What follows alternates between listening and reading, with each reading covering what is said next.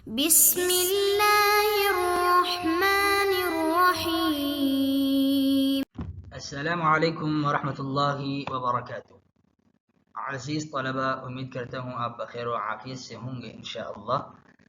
آج ہمارا سبق دیگر حواس خمسہ سے متعلق ہے۔ حواس خمسہ میں ہم السمع کو، قوت سماعت کو تو پڑھ چکے ہیں، لیکن بصارت، قوت شامہ، قوت ذائقہ، قوت لامسہ، ان کی حقیقت کیا ہے، ان کے متعلق متکلمین علماء کے کیا نظریات ہیں، آج کے سبق میں انشاءاللہ ہم ان چیزوں کو پڑھیں گے۔ پہلے تو ہم یہ عرض کر چکے ہیں کہ السمع کو مقدم کیوں کیا گیا۔ اس کی بہت سی وجوہات تھیں جو ہم گزشتہ اسباق میں تفصیلاً بیان کر چکے ہیں، اس لیے آج ہم بصر کو دیکھیں گے۔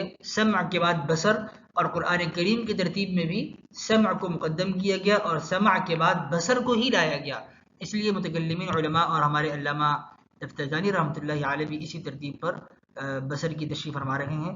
علامہ تفتزانی سے پہلے علامہ نصفی رحمۃ اللہ نے بھی سمع کو قرآن کریم کے اتباع میں مقدم کیا اور بصر کو مؤخر کیا۔ بصر یہ ہماری جو آنکھیں ہیں جن سے ہم دیکھتے ہیں، یہ قوت بینائی، اصل میں یہ دماغ میں دو پٹھے ہیں جو دماغ میں ملتے ہیں، ان کا جو مجمع ہے، ملتقى، ٹھیک ہے، وہ ہمارے مجمع النورین ہے، بین النورین، دونوں آنکھوں کے درمیان، بھووں کے درمیان یہ جمع ہوتے ہیں، اور جمع ہونے کے بعد یہ الگ الگ، اس میں دو قول ہیں۔ ایک قول یہ ہے تفترقان سے مراد یہ، ایک قول یہ ہے کہ دایاں پٹھا بائیں آنکھ میں آتا ہے اور بایاں پٹھا دائیں آنکھ میں آتا ہے، جبکہ دوسرا قول یہ کہ نہیں، ہر جانب کا پٹھا اپنی اپنی آنکھ میں، دایاں والا دائیں آنکھ میں، بایاں والا بائیں آنکھ میں، یعنی ادھر یہ دونوں اگر پٹھے جمع ہیں تو یہاں سے دایاں والا پٹھا دائیں آنکھ میں جائے گا اور بایاں والا پٹھا بائیں آنکھ میں جائے گا، یہ ایک قول ہے۔ اور دوسرا قول ہے کہ جب یہ یہاں پر جمع ہوتے ہیں تو جمع ہونے کے بعد یہ مخالف سمت پہ جاتے ہیں، دائیں طرف والا بائیں آنکھ میں جاتا ہے جبکہ بائیں طرف والا پٹھا دائیں آنکھ میں چلا جاتا ہے۔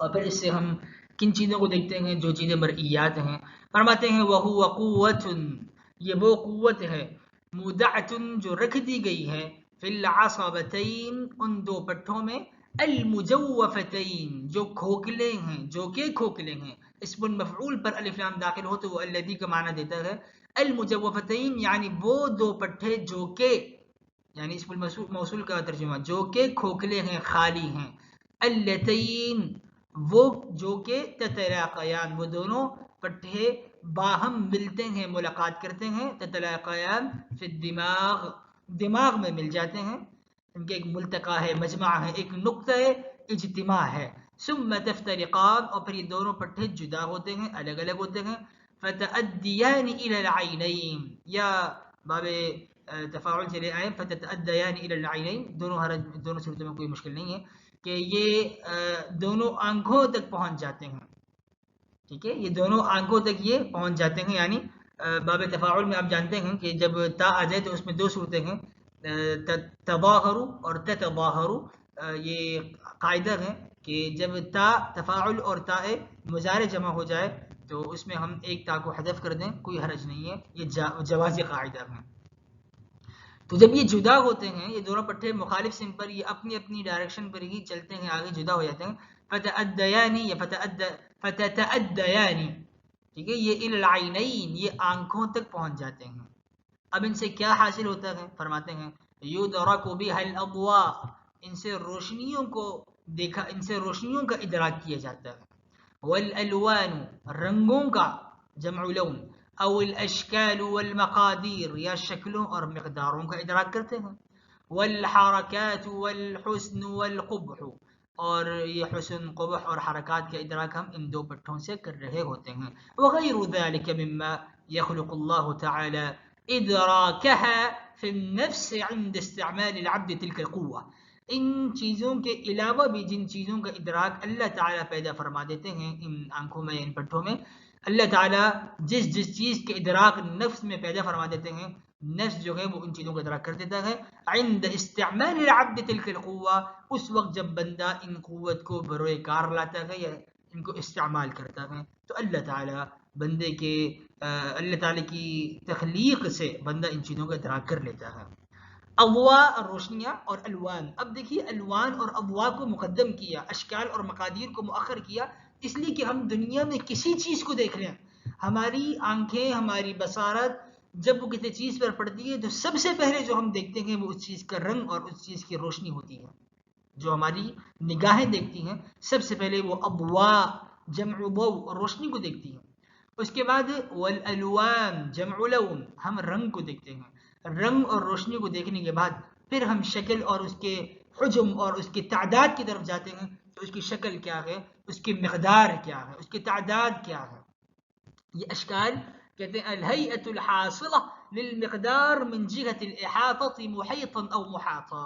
وہ ہیئت یعنی شکل وہ ہیئت ہے جو مقدار کو حاصل ہوتی ہے. الحاصلۃ الہیئۃ الحاصلۃ للمقدار، جو مقدار کو شکل حاصل ہو احاطے کے اعتبار سے، خواہ وہ محیط ہو یا محاط ہو، اس کو ہم شکل کہتے ہیں، یعنی ہیئت کو بھی آپ کہہ سکتے ہیں.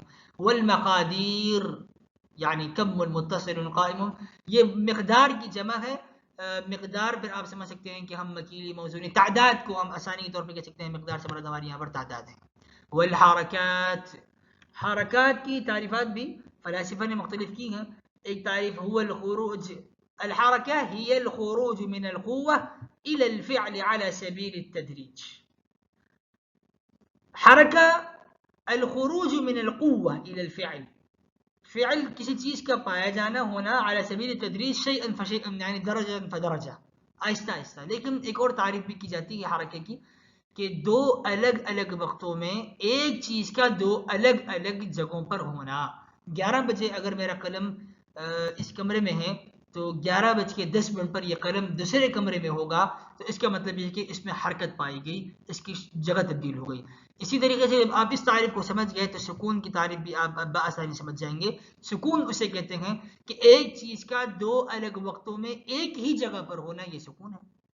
والحسن والقبح، ہماری آنکھیں حسن اور قبح کا بھی ادراک کرتی ہیں. یہاں پر حسن اور قبح سے مراد وہ حسن اور قبح نہیں ہے جو مدرک بالعقل ہیں، جن کا ادراک عقل کرتی ہے، یہاں وہ مراد نہیں ہے.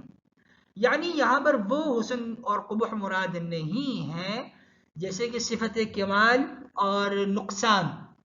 کمال اور نقصان یعنی ترتب ثواب اور عقاب، عقل کہتی ہے بھئی اس پہ ثواب ہونا چاہیے، اس پہ سزا ہونی چاہیے، اس پہ جزا بالخیر ہونی چاہیے. تو یہ جو چیزیں ہیں حسن اور قبح کی تعریف میں، یہ ادراک ان کا کام دائرہ عقلی سے ہوتا ہے. ٹھیک ہے، یہاں پر حسن اور قبح سے مراد یہ ہے کہ خلقت میں تناسب اور عدم تناسب کا پایا جانا. ایک چیز حسین ہوگی یعنی جب وہ بے شک رنگ کی کوئی بھی رنگ اس میں ہو، کالا ہو سفید ہو، رنگ سے نہیں، حسن ہوگا اس میں. اور وہ حسن کیسے ہوگا کہ اس میں تناسب اعضاء، خلقت کے اعتبار سے وہ ایک بڑی اچھی ہیئت میں شکل میں ہمیں نظر آ رہی ہوگی تو ہم کہیں گے یہ چیز بڑی حسین ہے. اور قبیح چاہے وہ اس کا رنگ کوئی بھی ہو، سفید رنگ کی بھی ہو، تو اس کو اگر وہ خلقت کے اعتبار سے تناسب اعضاء میں نہیں ہے، اس کے چہرے میں کوئی چیز یا اس کے مطلب کسی بھی کوئی بھی چیز ہو اور اس کے کچھ اعضاء غیر متوازی ہوں یا بڑے ہوں، خوفناک ہو، تو ہم اس کو قبیح شمار کرتے ہیں. تو یہاں پر یہ مراد ہے کہ آنکھیں ان چیزوں کا ادراک کرتی ہیں، ان حسن اور قبح کا جن کا تعلق خلقت کے اعتبار سے تناسب اور عدم تناسب کا ہے.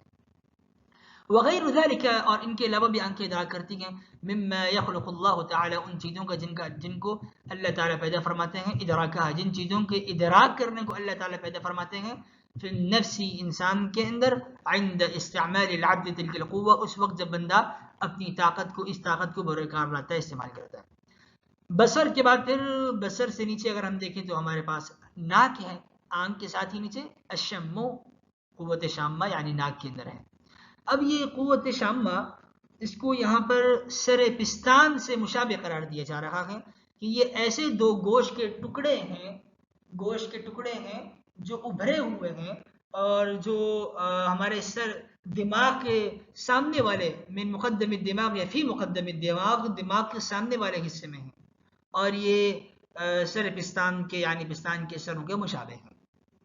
اور ان سے ہم خوشبوؤں کا اور روائح یعنی سمع رائحہ، خوشبوؤں کا، بدبوؤں کا ادراک کرتے ہیں. وَهُوَ قُوَّةٌ مُودَعَةٌ، یہ ایسی قوت ہے جو کہ رکھ دی گئی ہے فی الزائدتین الناتئتین، اور بعض نسخوں میں ہے النابتتین. یہ ایسی قوت ہے، قوت شامہ یہ ایسی قوت ہے جو رکھ دی گئی ہے جو دو گوشت کے ٹکڑوں میں جو مقدم دماغ میں ہیں، النابتتین وہاں پر اگتے ہیں، النابتتین فی مقدم الدماغ، یمین مقدم الدماغ، دماغ کے سامنے والے حصے میں اگتے ہیں. الشبیہتین یہاں پہ شبہتین لیکن صحیح عبارت جو ہے الشبیہتین جو کہ مشابہ ہیں بحلمتی الثدی بستان کی سروں سے کے مشابہ ہیں. اب ان سے کیا ادراک ہوتا ہے؟ یدرک بہا الروائح، ان سے ادراک ہوتا ہے خوشبوؤں کا یا بدبوؤں کا. رائحہ طیبہ اچھی چیز ہے، خوشبو ہے. رائحہ کریہہ بدبو ہے. رائحہ کا اطلاق سونگنے والی چیزوں پر ہوتا ہے، چاہے وہ کریہہ ہو چاہے وہ طیبہ اور جمیلہ ہو. تو ان سے روائح کا ادراک ہوتا ہے بطریق وصول الہوا، لیکن کس طرح؟ جیسے کان میں آواز آتی ہے ہوا سے مل کر، ایسے ہی ناک بھی تب سونگتی ہے جب وہ خوشبو ہوا سے مل جاتی ہے. بطریق وصول الہوا، ہوا سے ملنے کے راستے سے. وہ ہوا المتکیف بکیفیتی، وہ ہوا جو متکیف ہو جائے بکیفیت ذی الرائحہ، خوشبو کی کیفیت سے متکیف ہو جائے، یعنی ہوا کی کیفیت خوشبو والی بن جائے. ہوا خوشبو کی کیفیت اختیار کر لے بکیفیت ذی الرائحہ الی الخیشوم. اس قوت کے ذریعے بوؤں کا ادراک کیا جاتا ہے. اس ہوا کے خیشوم تک پہنچنے، اس ہوا کے خیشوم تک پہنچنے کے طریقے پر جو بو والی چیز کی کیفیت کے ساتھ متکیف ہوتی ہے. اب یہ خیشوم کیا چیز ہے؟ الخیشوم یہ ناک کا بانسا ہے. ناک کا بانسا اللہ سبحانہ و تعالی نے ناک کے جو شروع میں جو رکھا ہے اس کو ہم ناک کا بانسا کہتے ہیں. اس سے نہیں سنتے بلکہ قوت شامہ وہ اندر ہے ناک کے، لیکن شروع میں یہ بانسا ہے. پہلے یہاں پر آ کر وہ ہوا ٹکراتی ہے اور اس سے ہوتے ہوئے پھر آگے وہ ہماری اس قوت شامہ تک یہ خوشبو یا بدبو پہنچ جاتی ہے. اس کے بعد شم کے بعد آپ دیکھیں تو دیگر نسخوں میں، اور اگر ہم حقیقت میں بھی دیکھیں تو شم کے بعد ناک کے بعد نیچے منہ ہے اور منہ کے اندر زبان ہے. تو یہاں پر قوت ذائقہ کو لانا چاہیے تھا، اگر دیگر نسخوں میں یہاں پر قوت ذائقہ کو ہی بیان کیا گیا ہے وَالذَّوْقِ کہہ کر، آگے ذوق کو اور قوت ذائقہ کو بیان کیا گیا. لیکن اس نسخے میں شاید غلطی سے رہ گیا ہو تو قوت ذائقہ کو بیان نہیں کیا گیا، یہاں پہ اللمس کو بیان کیا گیا ہے. اور لمس جو ہے یہ تو پورے بدن میں پورے جسد میں یہ قوت پائی جاتی ہے. بہرکیف ہم قوت ذائقہ کو بیان کریں گے. میں نے اس کا ایک دوسرے نسخے سے اس کی تصویر کو میں نے کراپ کیا ہے اور وہ اگلی سلائڈ پر ہم قوت ذائقہ کو پڑھ لیں گے. یہاں پر ہم پہلے اللمس کو پڑھ لیتے ہیں تاکہ ہماری یہ سلائڈ مکمل ہو جائے، پھر ہم اگلی سلائڈ کی طرف جائیں گے. اللمس وہی قوت منبثہ، یہاں پہ مثبتہ یا مثبتہ، لیکن دیگر نسخوں میں منبثہ کی عبارت ملتی ہے اور صحیح لفظ بھی یہی ہے منبثہ یعنی منتشرہ. یہ وہ قوت ہے جو پھیلا دی گئی ہے، جو پھیل گئی ہے یا پھیلا دی گئی ہے فی جمیع البدن. چونکہ قوت لامسہ یہ پورے بدن میں ہے، پاؤں میں بھی ہے، پاؤں کی ایڑی میں بھی ہے، سر کے اوپر سر کے دماغ میں بھی ہے. جہاں کہیں بھی کوئی ہمیں کوئی چیز چبھتی ہے یا کوئی بھاری چیز لگے، کوئی ٹھنڈی گرم، تو ہمیں اس کا ادراک ہوتا ہے. قوت لمس یہ ہمارے پورے بدن میں ہے. تو وہی قوت منبثہ، یہ وہ قوت ہے جو پھیلا دی گئی ہے. دیکھیے پہلے عبارت آ رہی تھی مودع، یہاں پر بھی مودع اور سمع کے اندر بھی مودع، اس لیے کہ یہ یہاں پہ یہ چیزیں ودیعت کی گئی ہیں، رکھ دی گئی ہیں ایک ہی جگہ پر. یہ تین طرح کی قوتیں سامعہ، باصرہ، شامہ، یہ تین طرح کی قوتیں ایک ہی جگہ پر ہیں. ہم ہاتھ سے نہیں سنتے، آنکھ سے نہیں سنتے، پاؤں سے بھی نہیں سنتے، ٹھیک ہے، نہ ہم اپنے ہاتھ سے دیکھتے ہیں نہ ہم اپنے بازو سے سنتے ہیں. تو یہ چیزیں ایک جگہ پر رکھ دی گئی ہیں یہ قوتیں. لیکن لمس اور ذوق ان کے بارے میں عبارت آ رہی ہے منبثہ. منبثہ کیوں کہا جا رہا ہے؟ اس لیے کہ یہ پورے اس بدن میں پھیلا دی گئی ہیں. ذوق کی بات ہم اگلے اس میں سلائڈ پہ کریں گے. وہی قوت منبثۃ، یہ وہ قوت ہے جو پھیلا دی گئی ہے فی جمیع البدن، پورے بدن میں. یدرک بها الحرارۃ والبرودۃ والرطوبۃ والیبوسہ، ان سے ہمیں گرمی کا، ٹھنڈک کا، والرطوبہ تری کا، کسی چیز کے تر ہونے کا، والیبوسہ کسی چیز کے خشک ہونے کا، یبسم، ٹھیک ہے، جفاف الارض یبسوها، تو طہارت الارض یبسوها. اب یبوسہ، یبوسہ ٹھیک ہے، یبوس خشکی، ہم کوئی چیز ہمیں ٹچ کر جائے، ہم کسی دیوار کو چھوتے ہیں، ہم کہتے ہیں اس پہ لگتا ہے اب اس کو پانی دیا گیا لہٰذا یہ گیلی ہے، اور کسی اور دیوار کو ہم چھوئے ہم کہتے ہیں بھئی یہ خشک ہے. یا ہم اپنے کپڑے اگر لٹکا دیں تو اس کو بھی ہم ہاتھ سے چھو کر دیکھتے ہیں کہ کپڑے سوکھے ہیں یا نہیں. جب سوکھ جاتے ہیں تو اس میں تری نہیں ہوتی، اور جب گلے ہوتے ہیں تو اس میں پانی ہوتا ہے. اور حرارت اور برودت کا بھی کھانے کا برتن ہوتا ہے، کوئی بھی چیز ہوتی ہے اس کو ہم چھو کر دیکھتے ہیں کہ یہ چیز ٹھنڈی ہے یا گرم ہے. تو یہ پورے بدن میں یہ قوت رکھ دی گئی ہے، اور اس سے ہم ان چیزوں کا ادراک کرتے ہیں. اور یدرک بها ونحو ذلك، اور اس کے علاوہ بھی ہم ادراک کر سکتے ہیں، یا ونحو ذلك ساری طرح کی باتیں بن سکتی ہیں. اس کے علاوہ بھی ہم ادراک کر سکتے ہیں ان چیزوں کا، اس طرح کی چیزوں کا، عند التماسی والاتصال به. التماس تفاعل سے ہے، التماسی والاتصال به، اس وقت ادراک کرتے ہیں ہم ان چیزوں کا اس مثل کے، یعنی ونحو ذلك اس کے مثل کے ادراک کر لیا جاتا ہے. عند التماس چھونے، والاتصال به اور ملنے کے وقت، ملنے کے ساتھ جب ہم چیزوں کو مل لیتے ہیں تو یا کسی چیز سے ہم اپنے بدن کو ٹچ کرتے ہیں ہمیں ان چیزوں کا ادراک ہو جاتا ہے. یہاں پر میں ایک چیز جو مجھ سے رہ گئی بصر میں، پھر ہم اپنے اگلی سلائڈ پہ چلتے ہیں. بصر کے لیے متکلمین علماء نے کچھ شرائط رکھی ہیں کہ بصر کب ممکن ہے. 8 طرح کی شرطیں ہیں. نمبر 1 میں اس کو بیان کر دیتا ہوں. نمبر 1 اس چیز کا مرئی ہونا. اگر یہ الوان وغیرہ یا کوئی چیز ہے وہ مرئی نہ ہو، وہ نظر ہی نہ آتی ہو، ٹھیک ہے، وہ مرئی سے مراد کیا ہے؟ مرئی سے مراد یہ ہے کہ وہ کثیف ہو، جسم رکھتی ہو، لطیف نہ ہو. جیسے اب ہم دیکھیں جنات ہیں، فرشتے ہیں، یہ اجسام لطیفہ ہیں، اجسام کثیفہ نہیں ہیں، یہ اجسام لطیفہ ہیں، لہذا ہم ان کو دیکھ نہیں سکتے. تو یہ چیزیں مرئی ہوں. جب بصر کے لیے 8 طرح کی شرطیں ہیں. نمبر 1 مرئی کا کثیف ہونا. نمبر 2 بالذات روشن ہونا، جیسے سورج وغیرہ.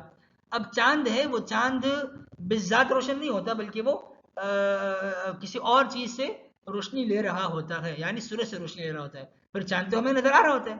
زمین ہے، زمین کی روشنی بھی اپنی نہیں ہے، بالذات تو روشن نہیں ہے. تو اس کا جواب یہ ہے کہ نمبر 3 شرط لگائی گئی ہے بالعرض روشن ہونا. بالذات روشن ہونے والی چیز نظر آئے گی. نمبر 3 بالعرض روشن ہونا، کسی اور چیز سے روشنی لے لی جائے، جیسے زمین ہے، چاند ہے، اس کو ہم دیکھتے ہیں.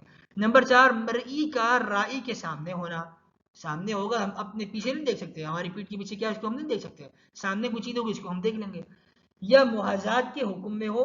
محاذات کے حکم میں یعنی اگر میرے سامنے شیشہ ہے اور شیشے سے میں اپنے پیچھے دیکھ رہا ہوں، میری پیٹھ کے پیچھے کون آ رہا ہے کون جا رہا ہے اس کو میں دیکھ رہا ہوں. یا گاڑی ڈرائیو کرتے ہوئے بھی ہم دیکھتے ہوئے سامنے رہے ہوتے ہیں لیکن شیشے سے ہم پیچھے دیکھ رہے ہوتے ہیں. تو شیشے کے محاذات میں جو چیزیں ہوتی ہیں وہ ہمیں نظر آ رہی ہوتی ہیں. تو کسی چیز کا محاذات کے حکم میں ہونا، ٹھیک ہے، جیسے شیشہ وغیرہ. یہ 5 طرح کی شرطیں ہو گئی. نمبر 1 کثیف ہونا، نمبر 2 بالذات روشن ہونا، نمبر 3 بالعرض روشن ہونا، نمبر 4 سامنے ہونا مرئی کا رائی کے، نمبر 5 مرئی کا محاذات کے حکم میں ہونا، نمبر 6 دیکھنے کا ارادہ کرنا، اگر آنکھیں بند تو ہم کہاں سے دیکھیں گے، اور نمبر 7 عدم حجاب، کوئی درمیان میں کوئی باڑ نہ ہو، کوئی پردہ کوئی چیز لڑکی نہ ہو، حجاب نہ ہو، تب ہمیں نظر آتی ہے. یا کوئی دیوار نہ ہو، دیوار کی دوسری طرف ہم نہیں دیکھ سکتے. نمبر 8 بہت زیادہ دوری نہ ہونا، یعنی متوازی یا درمیانے متوسط فاصلے پر ہونا کہ وہ چیز ہمیں نظر آ جائے. بہت زیادہ فاصلہ ہوگا تو ہم اس کو دیکھ نہیں سکتے. تو یہ 8 طرح کی شرطیں علماء نے بصر میں لگائی ہیں، اور مبصرات یعنی وہ چیزیں جو ہمیں نظر آ جائیں. اب ہم اگلی سلائڈ پہ قوت ذائقہ کو دیکھیں گے. والذوق، دیکھیں یہاں پر بھی عبارت آ رہی ہے منبثہ، کہ وہ چیز پھیلی ہوئی ہے، اس کو پھیلا دیا گیا. فرماتے ہیں والذوق وہی قوت منبثہ، یہ وہ قوت ہے جو پھیلا دی گئی ہے، رکھ دی گئی ہے، منتشر کر دی گئی ہے. فی العصب، اب لمس پورے بدن میں ہے لیکن زبان کی جو قوت ہے وہ کہاں تک پھیلا دی گئی ہے؟ فرماتے ہیں فی العصب المفروش، اس پٹھے میں پھیلا دی گئی ہے. المفروش اس پٹھے میں جو کہ پھیلایا گیا ہے. فرش یفرشو یا فرش یفرشو ہم پہلے پڑھ چکے ہیں، اس میں مفعول کی صیغہ ہے، جو پھیلا دیا گیا ہے. علی جرم اللسان، زبان کے جرم پر، زبان کے جو جسم بنتا ہے اس جسم میں جو پٹھا ہے اس پٹھے میں یہ قوت ذائقہ پھیلی ہوئی ہے. اب زبان چونکہ لمبی ہوتی ہے، ٹھیک ہے، تو زبان کے کنارہ ہو، کونا ہو، سرا ہو، درمیان ہو، یا زبان کے بالکل آخری حصہ ہو، تو زبان کا کوئی بھی حصہ ہو اس پوری زبان کے حصے میں یہ جرم جسم پر اس پٹھے کو پھیلا دیا گیا ہے، اور اس پٹھے کے اندر اس قوت کو رکھ دیا گیا ہے، یا اس قوت کو پھیلا دیا گیا ہے، قوت ذائقہ کو، جو زبان سے ہم یہ چیز کو ذوق کرتے ہیں، چکھتے ہیں، اس کے ذائقہ چکھ کرتے ہیں. یوں درک بیہا، اس سے ادراک کیا جاتا ہے، بیہا الطعوم، الطعوم، اس سے ہم ذائقوں کا، طعوم کا احساس کرتے ہیں، چکھ کرتے ہیں، ان کو ہم چکھتے ہیں. اور کیا کرتے ہیں الطعوم ذائقوں کا ادراک کر لیتے ہیں لیکن ذائقوں کا ادراک کیسے کرتے ہیں جمع طعم طعم جمع طعم ذائقہ لیکن ادراک کیسے کرتے ہیں بمخالطہ اب یہاں تو ہوا نہیں آتی فرماتے ہیں بمخالطۃ الرطوبۃ اللعابیہ جب مل جاتا ہے لعابی رطوبت زبان سے ٹچ کرتی ہے ملتی ہے لعاب کون سا التی فی الفم جو منہ کے اندر ہے یعنی یہ طعوم یہ ذائقہ جمع طعم یہ مخالطت کرتا ہے اس رطوبت سے جو کہ ہمارے لعاب میں ہوتی ہے اور وہ لعاب جو کہ ہمارے منہ میں ہوتا ہے ٹھیک ہے یدرک بها الطعوم اس سے ہم طعوم کا ادراک کرتے ہیں بمخالطت الرطوبۃ اللعابیہ جبکہ یہ طعوم مخالطت کرتے ہیں مل جاتے ہیں متصل ہو جاتے ہیں الرطوبۃ اللعابیہ یہ رطوبت لعابیہ کے ملنے کی وجہ سے التی فی الفم جو منہ میں ہے ٹھیک ہے بالمطعومی تو یہ رطوبت لعابیہ کس سے ملتی ہے بالمطعومی ذائقوں سے مطعوم چیزوں کے ساتھ مل جاتی ہے ووصولها الى العصب اور یہ لعاب پہنچ جاتا ہے اس پٹھے تک جو کہ ہمیں قوت ذائقہ کا کام کر کے دیتا ہے تو جب یہ طعوم رطوبت لعابیہ سے ملتی ہے اور یہ رطوبت لعابیہ جو ہے نا وہ زبان یا اس پٹھے تک پہنچتی ہیں جو کہ ہمارے جرم لسان پر پھیلا ہوا ہے تو ہمیں قوت ذائقہ کا ادراک ہو جاتا ہے تو آج کے سبق میں ہم نے دیگر جو 5 ہماری قوت باصرہ اور شامہ ذائقہ اور لامسہ باقی تھی ان کو آج ہم نے تفصیل سے دیکھ لیا سبحان اللہ وبحمدہ سبحانک اللہم وبحمدک نشہد ان لا الہ الا انت نستغفرک ونتوب الیک سبحان ربک رب العزة عما یصفون وسلام على المرسلين والحمد لله رب العالمين السلام عليكم ورحمة الله وبركاته